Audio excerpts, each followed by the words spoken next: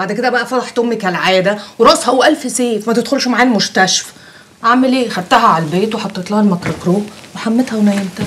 على فكره يا كوري انا قلت ان احنا مش هنلاقي الولايه دي تاني، بس انا ما حبيتش اقول لك عشان ما اقلقكيش. والله؟ او ربنا. طب هو حتى لو كده يا هيما تقوم سايبني في وسط الطريق كده وماشي ادور عليك جنب ما الاقيكش؟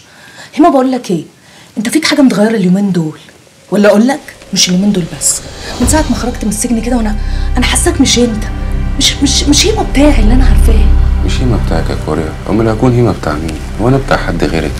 لا خدش منك الا كلام، لكن اجي ساعه الجد ادور عليك ما الاقيش حاجه في ايدي. طب هاتي ايدك، اديني كل اللي في ايدك اهو. احنا مش هيتقفل علينا باب واحد بقى ولا ايه؟ انت عايز يتقفل علينا باب واحد ليه؟ لا عشان نبقى نلعب طاوله براحتنا. يا راجل احنا على السلم.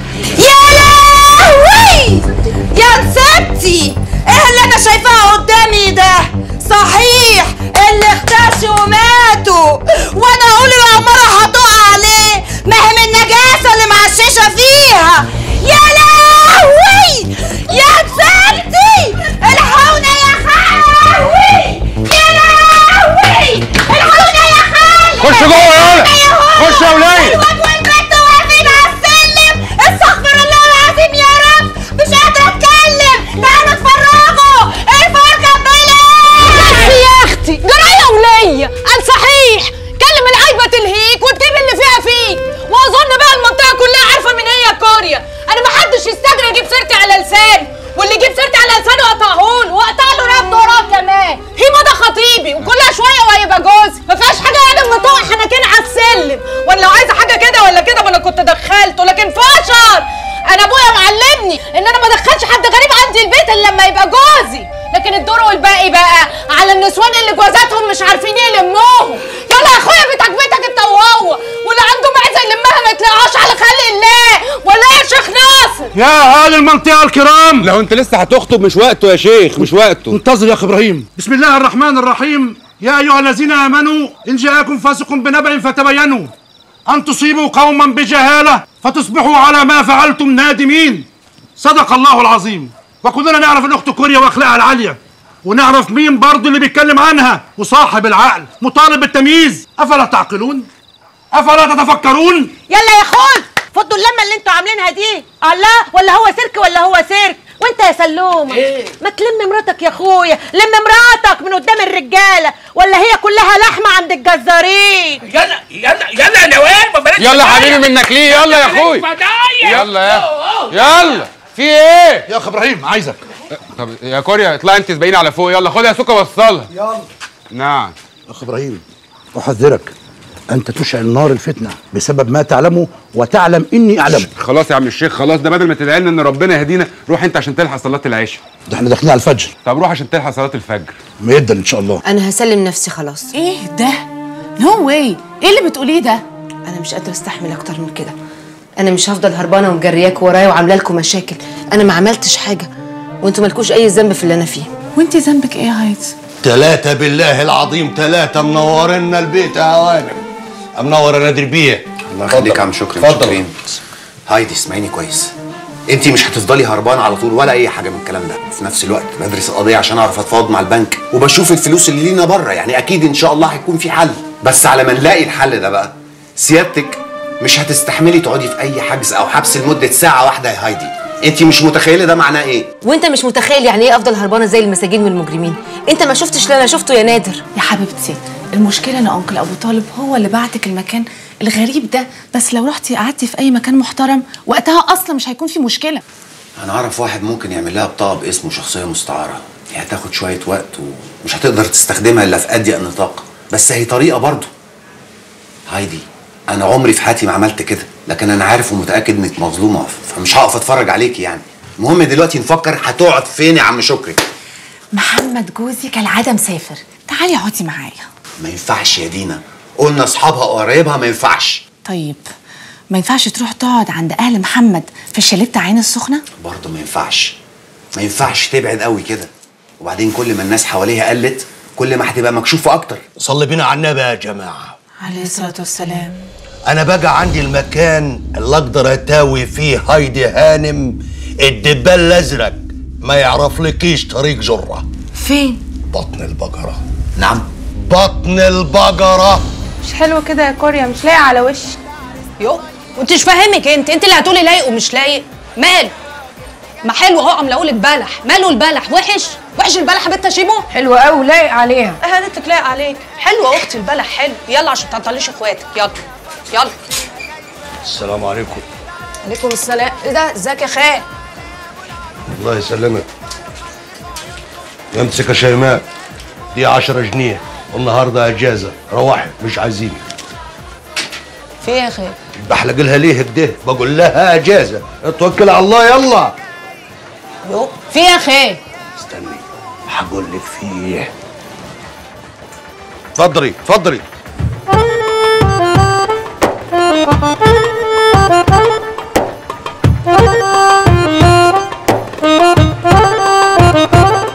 اتفضلي اتفضلي.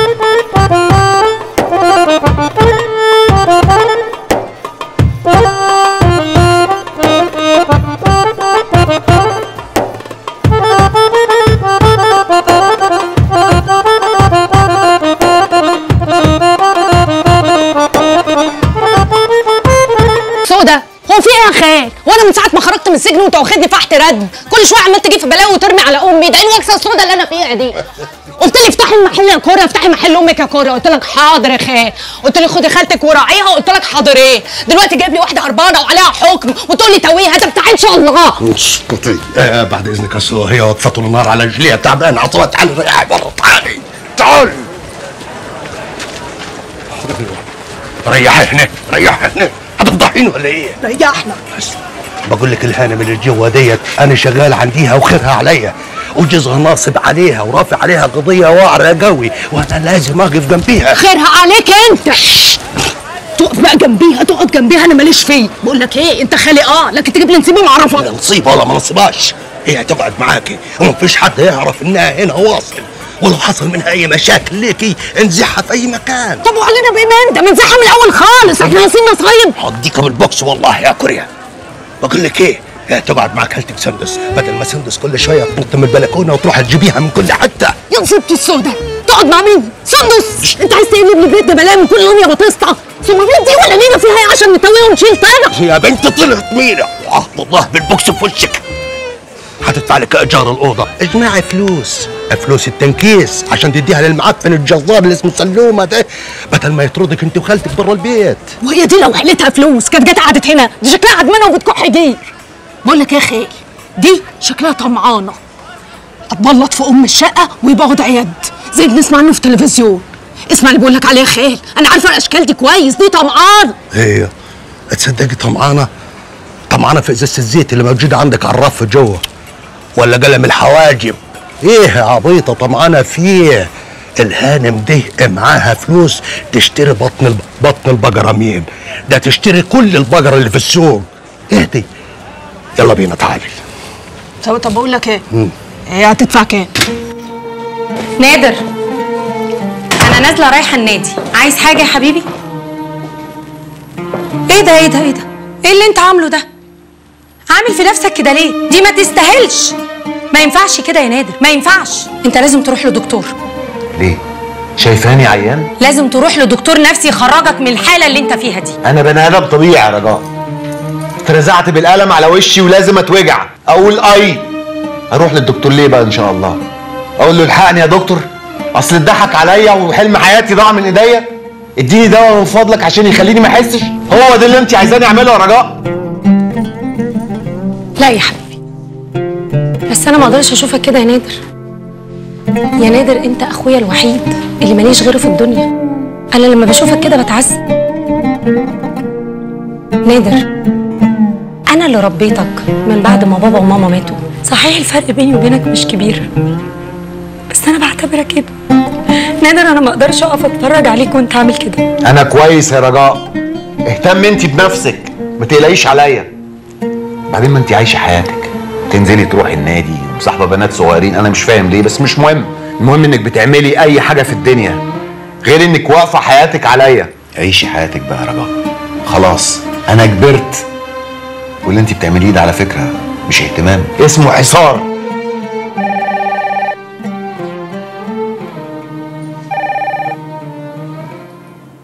مين اللي تحت؟ طيب قعديهم. ابو طالب بيه وطارق تحت، انت مستنيهم؟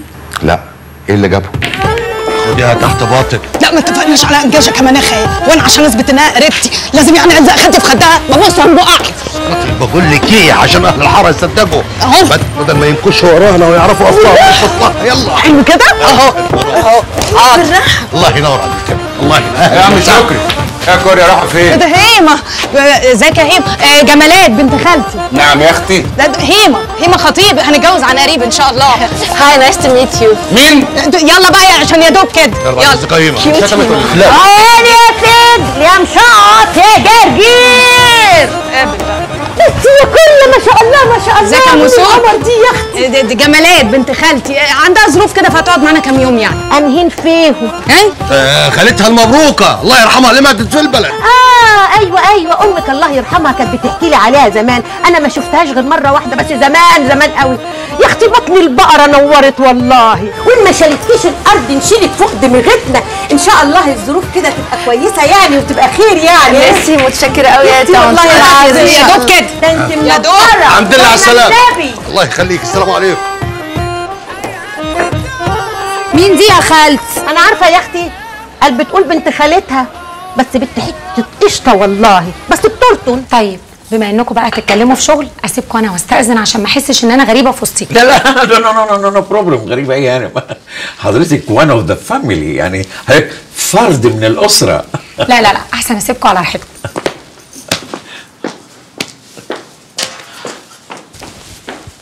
انت فين؟ ايه ما بتردش على التليفون ليه يا اخي؟ دايخ عليك انت. حتى هايدي تليفونها مقفول ولا ايه؟ ما بتردش على تليفوناتي ليه؟ بعدين انت ازاي يا استاذ تنقل هايدي من البيت الراقي بتاع دريه هانم؟ قصدي سيادتك بيت الدعاره. لا ما اسمعلكش تقول كده. دي ست لارج ومعروفه في المنطقه كلها، لارج وساعات بتبقى اكس لارج لان بيتها مفتوح للجميع. فعلا مفتوح على البحري. هي شقه دعاره حقيقيه؟ ايوه شقه دعاره حقيقيه، والبوليس راح هناك ولم كل الناس اللي فيها ونزلهم بالملايات. ولو هايدي ما كانتش لحقت نفسها ونزلت من هناك بسرعه كان زمانها لبست قضيه اداب بجد. خلاص بقى مفيش داعي نتكلم في الموضوع ده، ما يصحش كده، عيب. وايه اللي ما يصحش يا ابو طالب بيه؟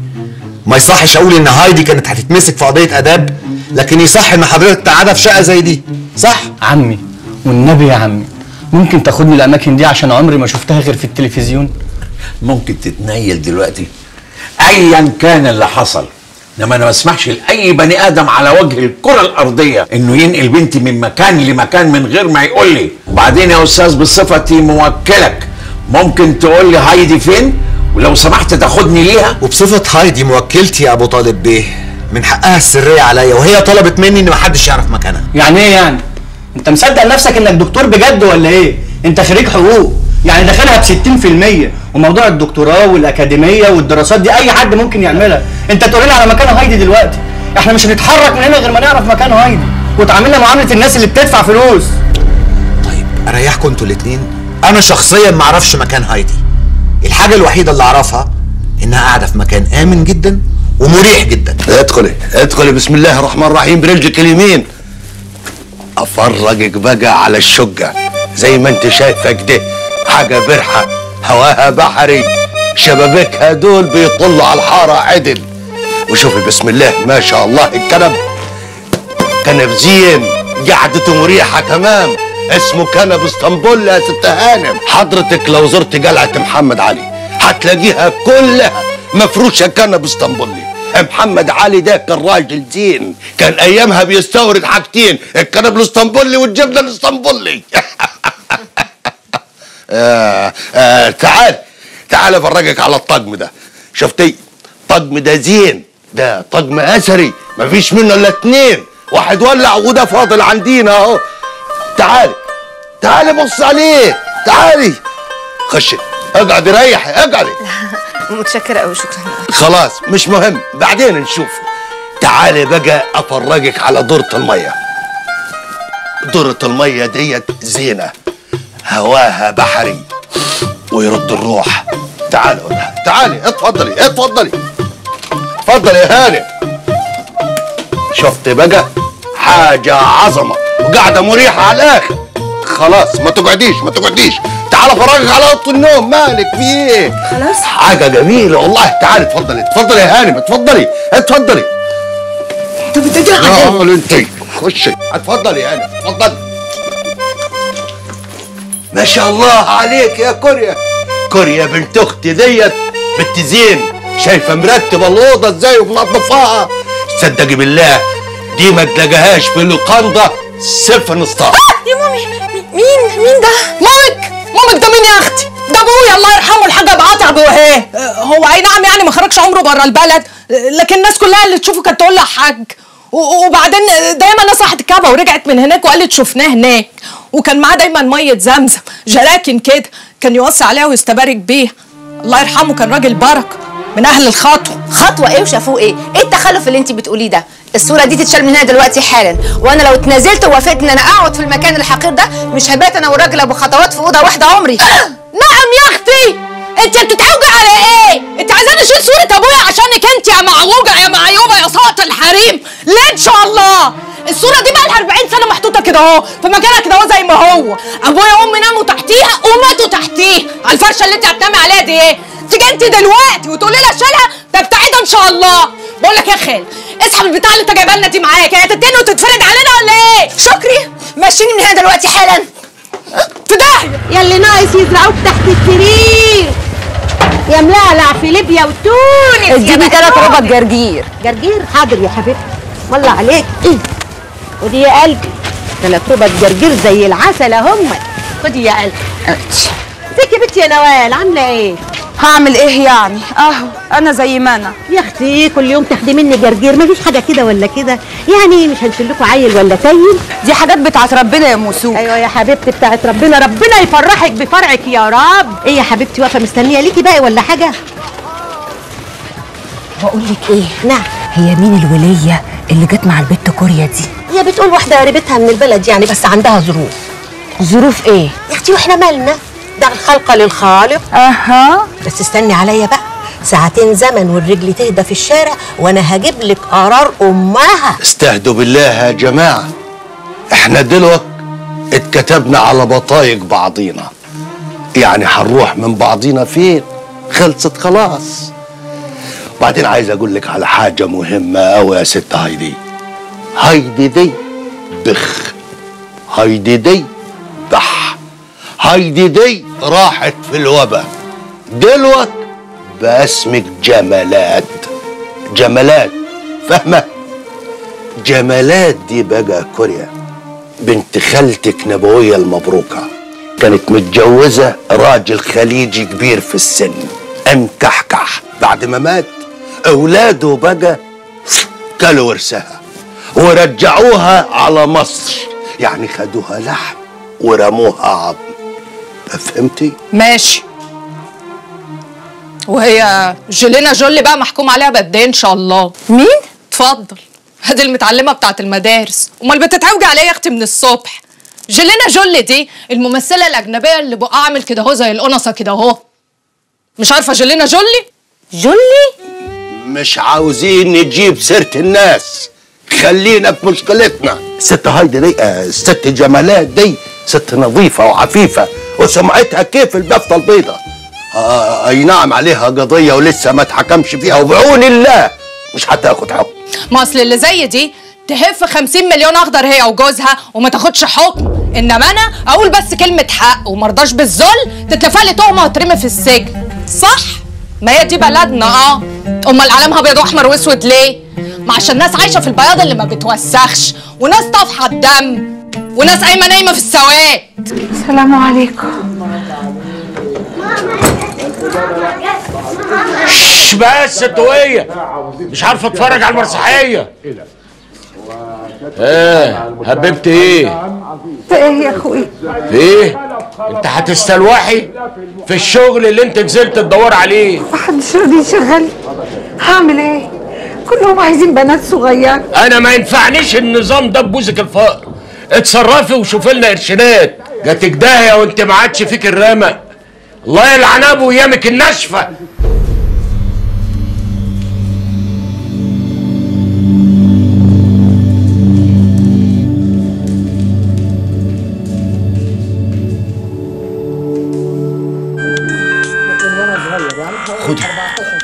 عليه. لو كان الواد القص بتاع المعسل قولي له نسي الموبايل وراح مشوار، اصل عليا ليه فلوس. حاضر. الو. ايوه يا ماما، ازيك يا حبيبتي؟ اجوان، انت فين يا حبة عين امك؟ انا كويسه يا ماما، وفي حته كويسه ما تقلقيش. انت عامله ايه؟ كده برضه يا صباحية. ايه اللزوم اللي انت عملتيه ده؟ يا ست عيني كانت عملت فينا حاجه وحشه. انتي الو يا بنت يا نجوان، يا بنت الكلب انتي هتستعبطي وتسوق الهبل والعبط زي امك؟ هتعيش طول عمرها خدامه وهتموت خدامه. بقول لك ايه، هو احنا مش اهلك وناسك وملزمين منك؟ ولا هي حنفيه فلوس وملايين الهانم جت لحد ابوك واخواتك ونشفت والميه قطعت؟ اسمعي بقول لك ايه، التعبان اللي معاكي ده انت تخليكي حويطه معاه، اوعي تسلمي له نفسك غير لما يدفع ويكع دم قلبه. الشيله تقيله عليه، اديله كتف وشيلي معاه. حاضر حاضر يا بابا، ماشي حاضر. طيب ماشي، يلا باي دلوقتي. ها انا هكلمكم كمان شويه، يلا سلام. اكيد كنت بتكلمي مصر، واكيد برضو نسيتي ان احنا متفقين ان ده ما يحصلش، والاكيد الاكتر ان حضرتك ناسيه ان العداله المصريه بتدور علينا. يعني هم ممكن يتتبعوا رقمك ويعرفوا احنا فين ويوقعونا زي الفار في المصيده، وساعتها حضرتك هتستغني عن العز ده كله وتلبسي الجلابيه البيضه وانا البس البدله الزرقاء ونبقى جيران في اراميدان. ها ايه رايك بقى في الفيلم ده؟ عجبك؟ انا مش قادره استحمل الوضع ده على فكره، انا حاسه نفسي ان انا رخيصه قوي. بص يا مروان، لو انت جايبني هنا عشان تتسلى بيا ماشي، ولو مش عاوز تتجوزني برضو ماشي، بس الفلوس اللي انت لهفتها دي كلها انا ليا فيها نصيب وعاوزاه. خليك فاكر ان انت ما كنتش تقدر تلعب على هايدي وتلهف منها كل الفلوس دي من غيري، عشان انا اللي كنت مداري على كل اللعب بتاعتك، وانا بقى مش مستعده ان انا اخسر كل حاجه.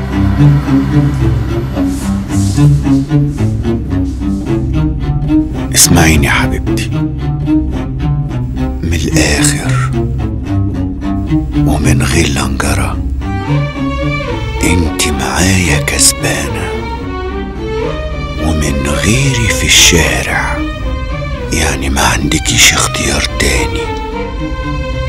وعلى رأي حبايبنا اللي في مصر اللي هما من الحتت اللي انا وانت منها، كلي عيش. فهماني يا نجوان؟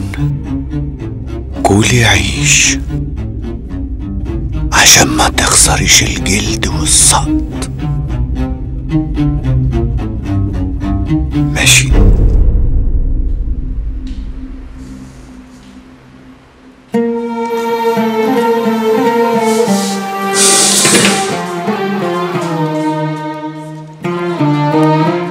ايه انت بتتكلمي عني كده ازاي؟ انا بيزنس وومن شريفه ومحترمه، وعمري ما خدت مليم واحد مش من حقي. هو انا لو كنت نصابه كنت هتلاقيني في المنطقه الحقيره دي؟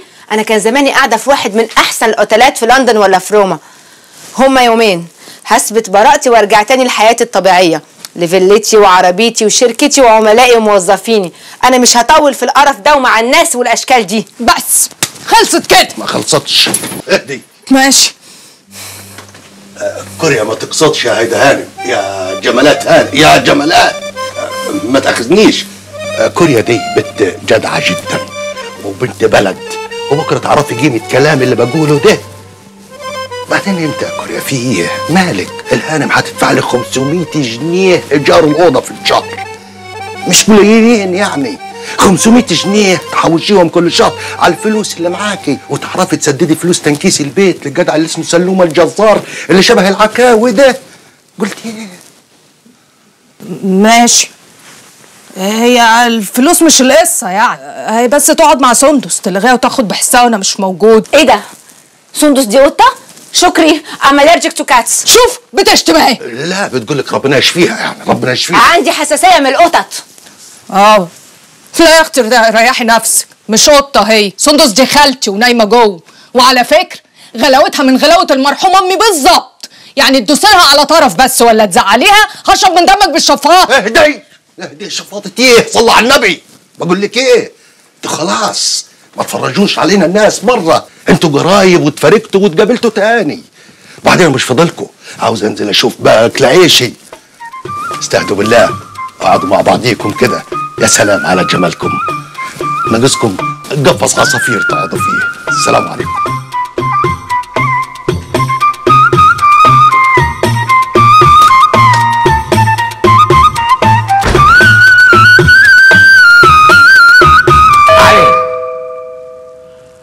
افتح الباب يا علي.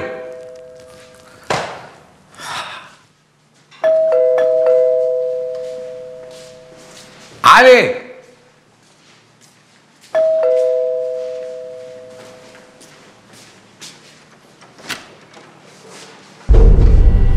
مساء الخير. مساء النور. نقيب ياسر عبد الحق، مباحث الاموال العامه. ممكن ادخل؟ اهلا وسهلا. اتفضل اتفضل.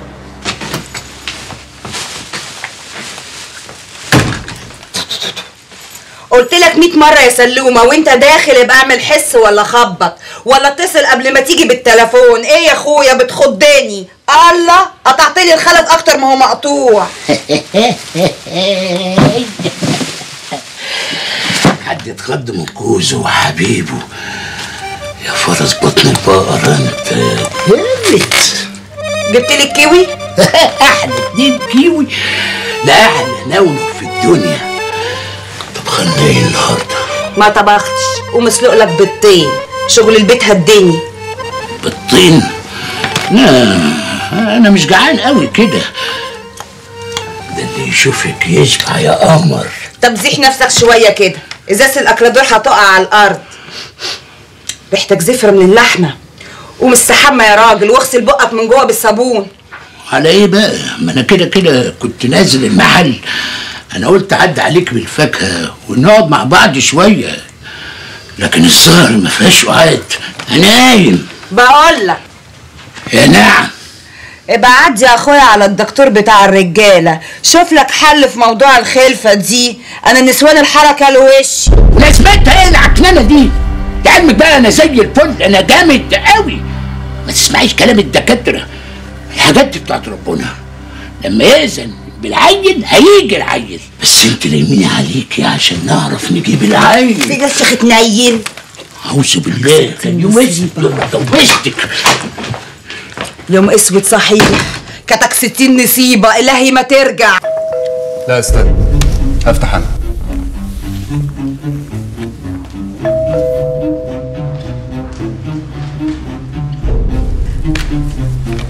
اهلا. انت مين؟ ايه ده؟ هي مش دي فيلا ابو طالب ولا انا اتلخبطت في العنوان ولا ايه؟ ادخل يا باشمهندس طارق، ادخل. انت تعرفني؟ طبعا. ده انا كنت هعدي عليك كمان شويه، بس يبدو كده ان انا حظي حلو. اصل بيقولوا ضابط المباحث لما يسعد يلاقي 2 من اللي مطلوبين في طلعه واحده. ايه ده؟ نو بروبلم. الباشا بيأدي شغله واحنا للاسف شغله. هو الموضوع روتيني وبسيط جدا جدا. هو هيسألنا سؤالين واحنا نجاوب بس، انتهى الموضوع. هو احنا متهمين بحاجه؟ طب اسمع بقى يا حضرة الضابط، كان ممكن تتصل بالتليفون او تبعت اي حد. انا مهندس لكن افهم كويس قوي في كل حاجه. وبعدين احنا لو مطلوبين للشهاده الكلام ده يبقى في النيابه. برافو. خلصت المرافعه بتاعتك؟ خلصت المرافعه بتاعتي. تمام. فين هايدي بقى؟ سبحان الله، كلنا بنسأل نفس السؤال، فين هايدي؟ تعرف سعادتك ان احنا كنا هنبلغ عن اختفائها، انما خلاص الحمد لله طالما اتجاهنا واحد لازم نوحد جهودنا مع بعض وكل واحد يمشي في اتجاه، واللي يلاقي حاجه يبلغ التاني. لا ده انت بتهزر. انا لغايه دلوقتي بتعامل بشكل ودي، لكن انا عندي اجراءات قانونيه كتير ينفع اعملها معاكم، وخصوصا ان يبدو كده ان انتوا شركاء معاها. وساعتها بقى كلامنا مش هيبقى مجرد اجراء روتيني خالص. فالافضل ان احنا نتعاون مع بعض بجد، وبلاش بقى الكلام اللي هو ضحك عليها طلقها وهرب وكلام التلامذه ده ما بياكلش معايا خالص. تمام؟ انا قاعد بسمعه. اتفضل. انا نازله الكوافير، راح اشوف اكل عيش، كفايه واقفه حال. عاوزه حاجه؟ عايزه اكل، جعانه قوي بقالي كتير قوي ما اكلتش. وبعدين يعني انت هتنزلي وتسيبيني ازاي في المكان المرعب والغريب ده؟ يا سلام، امال ايه يا اختي؟ اقعد معاكي حروسك فوتيكارت؟ ثم بقول لك ايه، انت ما انتيش لوحدك، انت معاكي سندس جوه. سندس مين؟ سندس خالتي يا اختي، انت نسيتي ولا ايه؟ بعدين انا خالتي دي مكركرو، تتحط على الجرح يطيب كده. بعدين انا اصلا قبلت انك تقعدي معانا علشان تونسيها. ده هي اللي كتر خيرها انها تقعد معاكي. اتفضلي. ده اكل اهو، لو عايزه بقى تسخنيه عندك المطبخ جوه، بس اوعي تولعي النار قدام سندس، بتترعب، بتفتكر الحادثه بتاعت جوزها وابنها وبتقعد تعيط وتصوت. ايه ده؟ ايه؟ بصار. لا انا ما باكلش من البسله دي، اطلبي لي ديليفري. ايه؟ بقول لك ايه، احنا ما عندناش حاجه من اللي بتقولي عليها دي خالص، هو ده اللي موجود. وبعدين انت هتقعدي معانا يبقى تاكلي من اكلنا وتشربي من شربنا. حبيبتي انا ما باكلش من القرف ده، برجع. لا انت تحترمي نفسك وتتكلمي عن نعمه ربنا عشان ما تزولش من الشارع كلها وجوزك الفقر ده. انت اللي تحترمي نفسك، انت ازاي تكلميني كده يا حيوانه انت؟ انت بتشتمي كمان؟ انا اشتمك طبعا. هي هو ايه اصله ده؟ شفتي عفريت؟ عفريت دي مرعبه جدا. انت بتقولي على خالتي انا مرعبه؟ تصدقي انت لو ما كنتيش في بيتي انا كنت قطعتك بسنان. بيتك؟ هو انت بتسمي الخرابه المعفنه دي بيت؟ بعدين انا قاعده هنا بفلوسي. تصفيكم في فلوسك يا اختي، مش عاوزين، استغنينا. بقول لك ايه، انا اصلا وعداكي هنا واجب لخالي شكر، لكن خلاص واجبك واجبه خلصوا، يلا توكلي على الله من هنا. اسمعي يا اسمك انت يا كندا يا كوريا، اتصلي بشكري حالا، عايزه اكلمه. يلا. يا سلام، اتصل بيه؟ يعني انت يعني جيتي في جمل؟ ايوه خال. هاتي. الو، اسمع يا شكري، تيجي تاخدني من هنا دلوقتي حالا، انا مش هقعد في المكان ده ولا مع الانسانه دي يا زياده، ولما تيجي انا ليا كلام معاك. قولي له تجيب قرش نشوه، عايزه اتنشأ. ايه؟ نشوه.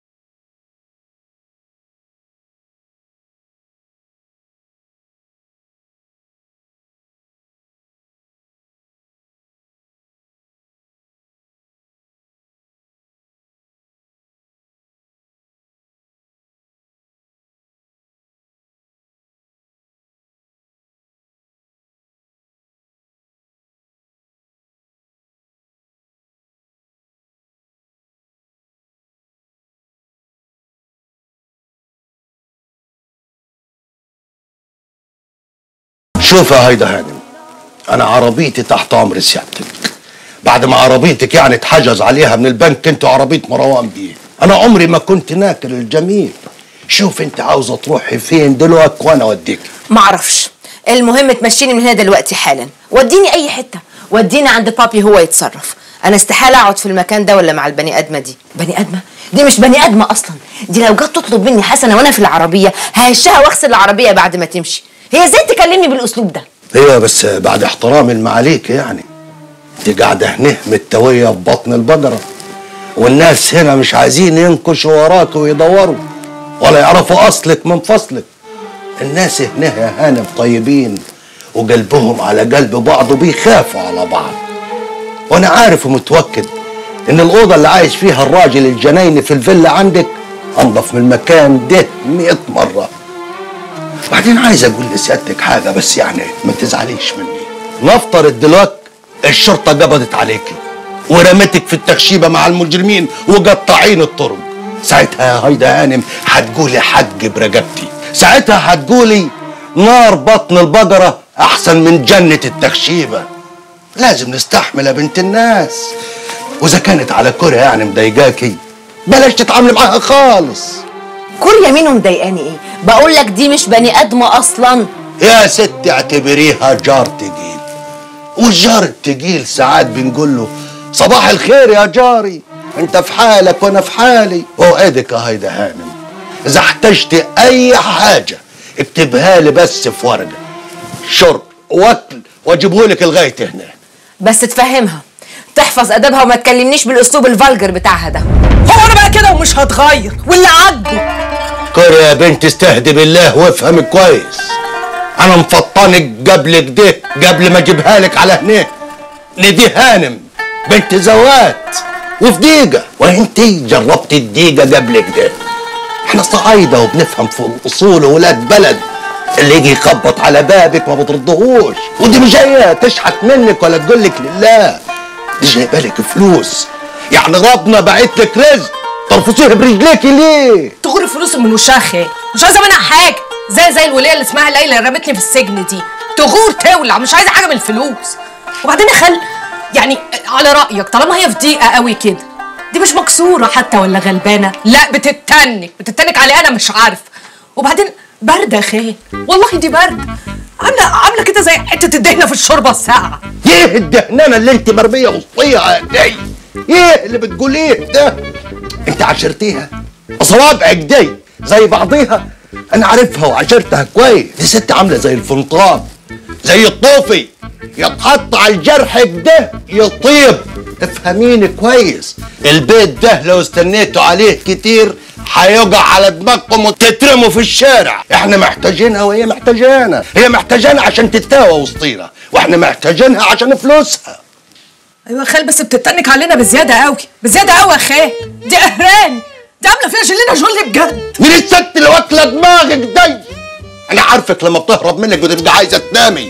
قومي اتخمدي وهمليها، قومي وبعدين استحمليها، على رأي الباشمهندس اللي بيقول عشان الشوك اللي في الورد بحب الورد يغور الورد. ترتت. قومي نامي، قومي.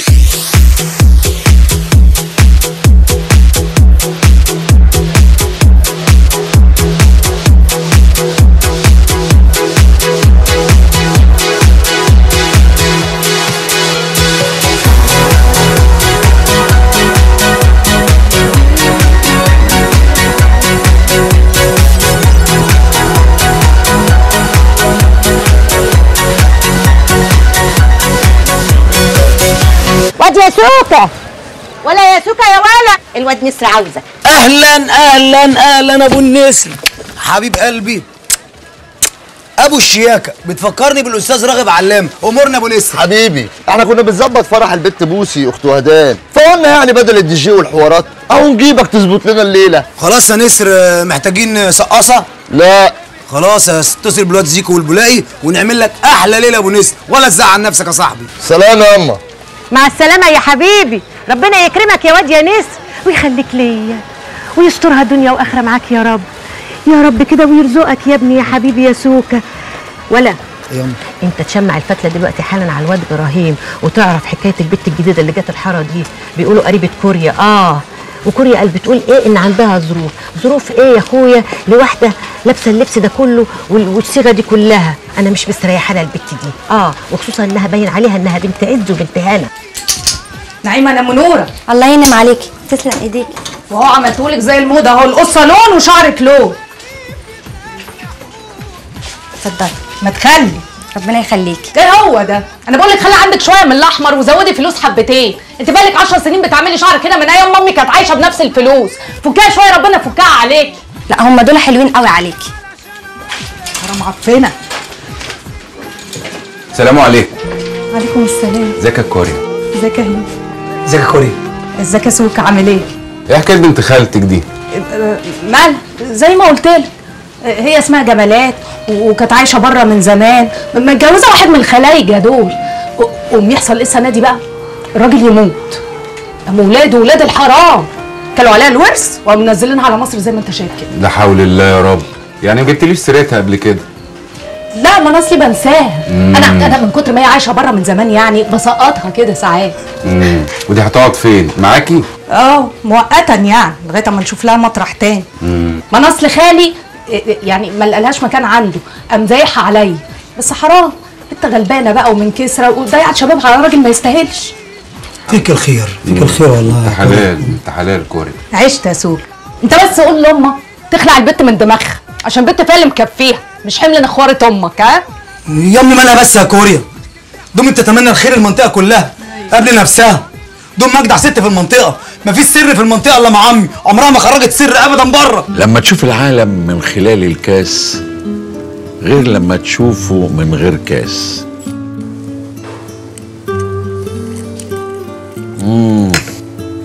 انا ادمنت الكحوليات 30 سنه لحد ما لقيت نفسي هضيع. بل ضعت، عملت ستوب على طول، قلت مش هشرب تاني الا لما اتقاعد. وفعلا تقاعدت، سلمت الشركه لهايدي، رجعت بقى اشرب تاني بقى. كنت مشتاق، ازازه بحالها رحت شاربها بالفله. عشان كده تلاقيني بشرب كتير وبشراهه. هو حضرتك كنت عايزني في ايه لدرجه انك تجيلي لحد هنا؟ ضابط مباحث الاموال العامه زارني في البيت انا وطارق وقعد يحقق معانا. انا قلقت ما ارتحتلوش، عشان كده عايز اطمن على هايدي. الموضوع شكله اكبر مما كنت اتخيل. ما تخافش، مش هيلاقوها. ايه حيلك انت ما بتشربش يا جدع، انت لازم تبقى فايق.